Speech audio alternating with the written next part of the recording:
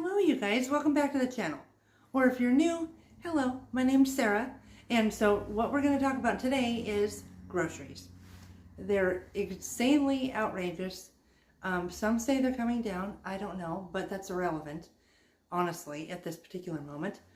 Because what we're talking about is whether groceries are high or low or what, it's keeping that money in your pocket. And that starts before you ever get to the grocery store. So today I'm going to give you a bunch of tips that are all about saving money before you ever get there, right? So the first thing is I'm not going to tell you that you need to have a meal plan. I don't have a meal plan per se. I will show you at some point here soon.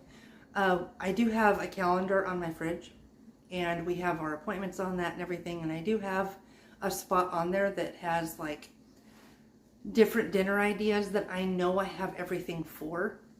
And then throughout the week, I'll just pick and choose what I, want to have on there, because I know I have all the things for those.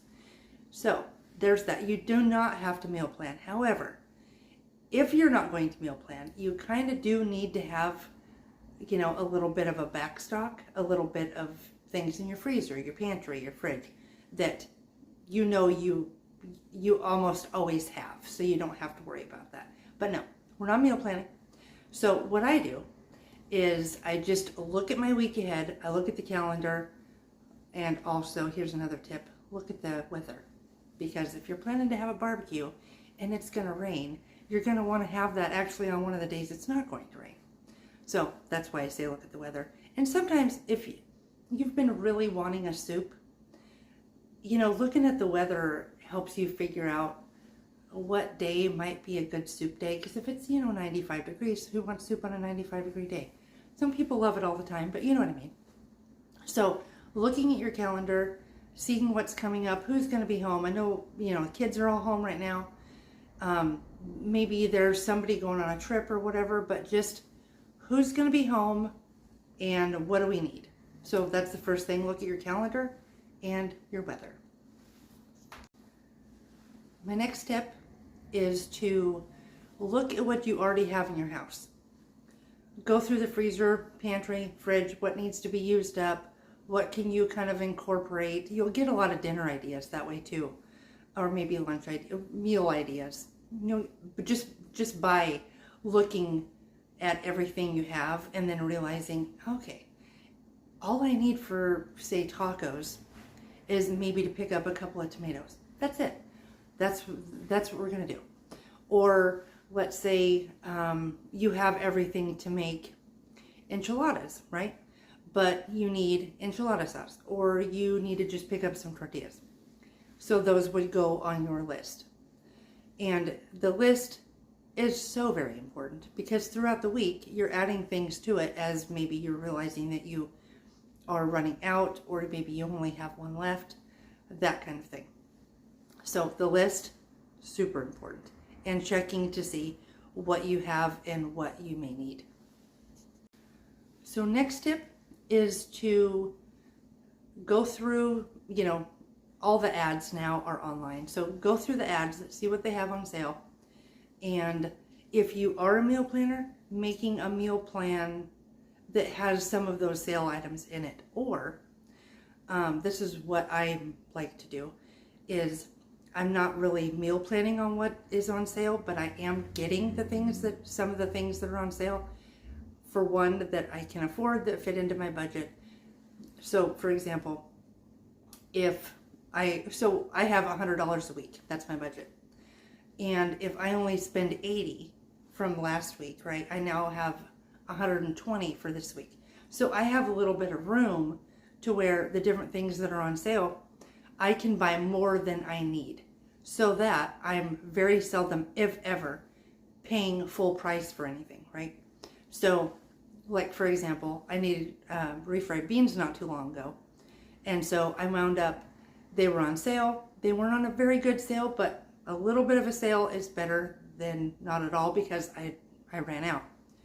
And so I wound up just getting 4, and I'm waiting for a better sale to come along. Now, if it was a really pretty good sale, like under $1, I would have gotten 12. But this time I only got 4 because I know that here in the next little while, they're going to be going on sale. Or I can get them at Costco and they will wind up being a better deal at Costco a lot of times than even the sale price at the regular store. So buying more than you need for right now.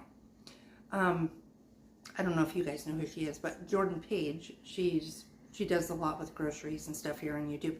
And her thing is 1 for now, 2 for later, or 3 for later. And I think that's, if it's in your budget, it is a great way to grocery shop. The next one is knowing how to store the things that you actually bring home. And so whether that is produce, freezer things, you know, what can be left in the package that it comes in, and the different things that need to be repackaged maybe if you're not going to use them right away. Produce is a big one, you guys. I have a video or 2 on my channel about different ways to make your produce last longer. But the queen of this, what is her name? I think her name's Amy Cross. And she has the Cross Legacy here on YouTube. Go check her out. I know I'm telling you to go check out another YouTuber. She's amazing. She is, so she tells you how to store all of your produce, and it is so cool. So learning how to do that so that you're not having to throw things away because those tomatoes now look all weird, and you know, anyway, learning what to do with the food you actually bring home will save you a ton of money, because the most expensive groceries that we purchase are the ones that we throw away. One of the best ways to save money on groceries is to actually have a grocery budget. I know a lot of people don't and they just wing it. I am not that person, because I will blow through some money at the grocery store. So if I didn't have a $100 weekly budget, I would be spending $300 at the grocery store every week, stocking up on this and stocking up on that and whatever. And oh, this is on sale. I would do that. So having a grocery budget, even if you don't need necessarily to have a grocery budget, making one for yourself really will, in your mind, make you stick to it, or at least help you to most likely stick to it.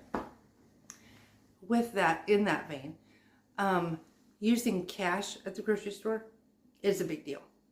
If you have cash, this is all you got. So you're not taking your credit card, you're not taking your debit card. If you're trying that hard to save money, cash is the way to go. Put it in an envelope. This is all you got. And another thing with that is using the calculator as you're going, because things add up so quickly, and you're seeing it in real time as you're putting all of your numbers into that calculator. So, and also if you only have cash, this is all you can spend, right? Because you don't have a backup plan. And so in order to save yourself the embarrassment of having to put something back, definitely use cash and definitely use calculator. Another tip is focusing on your staples. Sorry, I'm drinking my coffee, so it's like, whew, I went down the wrong pipe a little bit. So focusing on staples, the flour, sugar, cocoa powder, anything that you would need, say, to make brownies, to make a cake, to make whatever it is, spices. Because you can make all of that crap that you buy in a bag or a box or whatever. You can make all of that stuff at home. And it's a fraction of the cost, for one thing. But also, it also saves you even more than that, because it saves you in the doctor bill department. Because there's not all of the weird stuff in it that's a little bit questionable, that you can't pronounce on the back of the box, or the red this or yellow whatever. There's none of that stuff in there, and there's not all of the caking agents like we were talking about with the cheese. So none of that stuff is in there. So definitely sticking to staples as the bulk of your list. And I don't mean just staples. I mean obviously your meat, eggs, cheese, multi-purpose, things that you can get, oatmeal, all of that. Those are what I would consider staples in most people's homes. Bread, granted you can make the bread too, but if you wanted to, if you have time, whatever, it's so much better. And it makes your house smell good, and it makes everything feel cozy, and it is so good. But anyway, back to what I was saying. Sticking to staples will save you a ton. If it comes in a package, you know, put that on the bottom of your list. If it's, you know, if it's not anything you need, keep it off your list altogether. My next tip to save you a ton on groceries is at the beginning of the week, if, let's just say, you take some burger out, right? Some hamburger. If take more out than you're going to use, because you can use that hamburger in a million different ways, but at least that way it's already out and thawed for you to use it. And for example, if you are, say you're gonna have tacos on Tuesday, if you make more than what you need and take the taco meat, and maybe on Wednesday or Thursday you make enchiladas, right? Maybe after that, with the rest of the taco meat on the weekend, you use that and make nachos.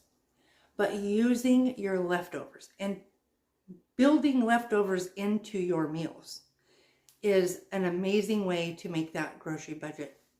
Just, I mean, get every penny you can out of it.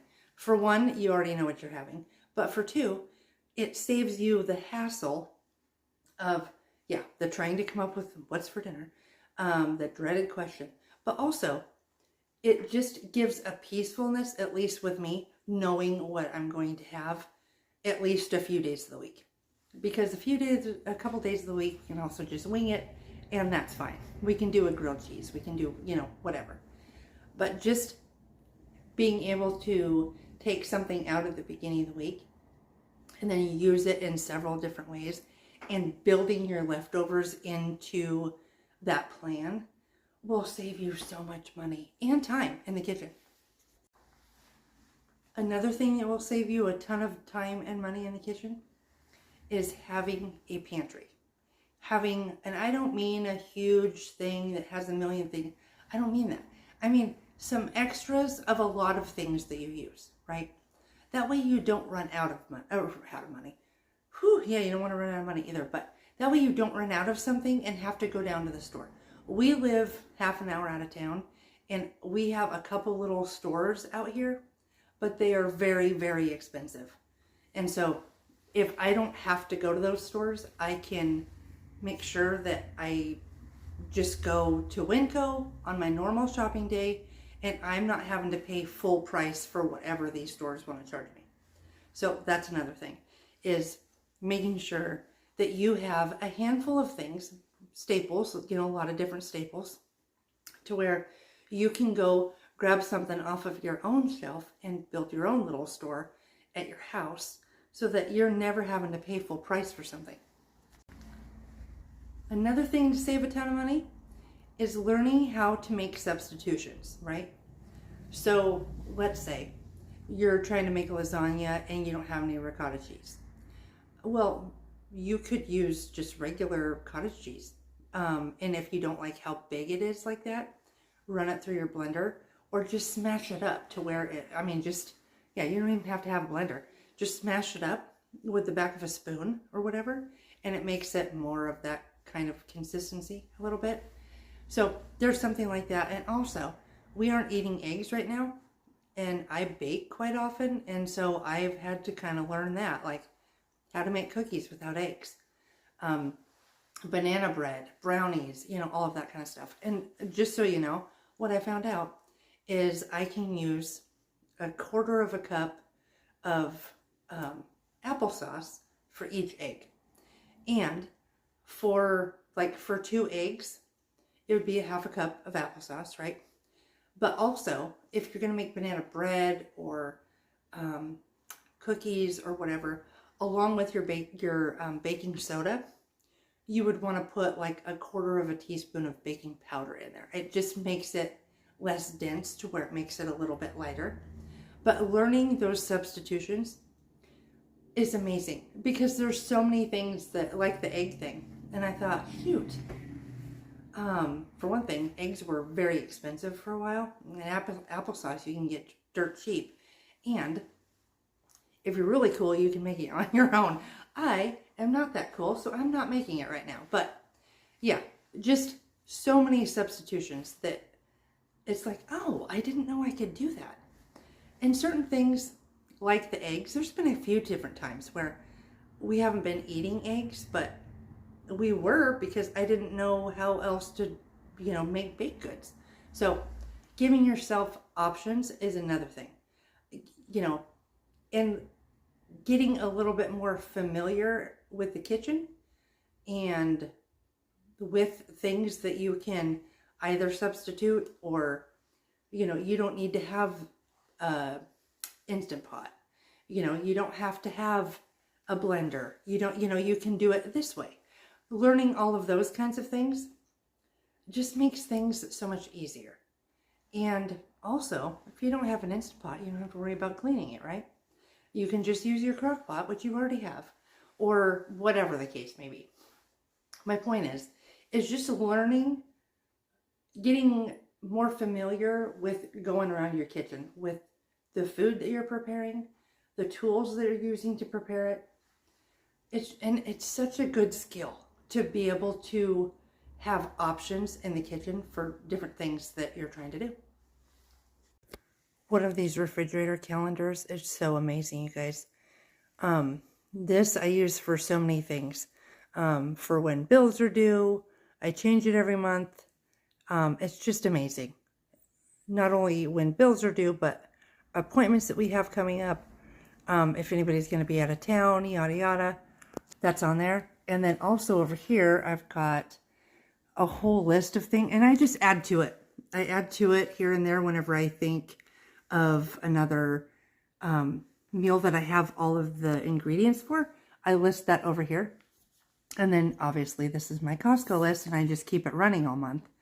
And then I don't always go to Costco. I mean, lately we've been going more frequently, but generally we'll go 2 or 3 times a year.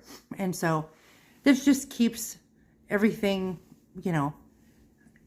like anything that I need.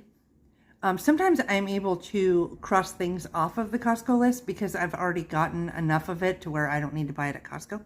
But this is just a look at one of these little dry erase markers, or not markers, but calendars. I got this off of Amazon. It is such an amazing thing. The kids can write on it. Everybody in the house can write on it. Who's doing what, who needs to be going where, bills, food, all of that. Another tip to save you money is to make sure that, or try to, be semi-organized, being able to open wherever your food storage is and be able to see what you have is so important so that you're not buying a million duplicates, right? We redid our pantry, I don't know, last year or something, but I'm going to show you what it looks like now. And it's fairly organized. I hate looking for things. And the other thing I hate is when I wind up buying things that I didn't need to buy. So I'll show you my pantry here in a minute. All right, we're not going to do an extensive tour. I'm just showing you. I've got like dry goods, baking, extra things that don't fit in the jars or whatever, packages of stuff up there. What else here?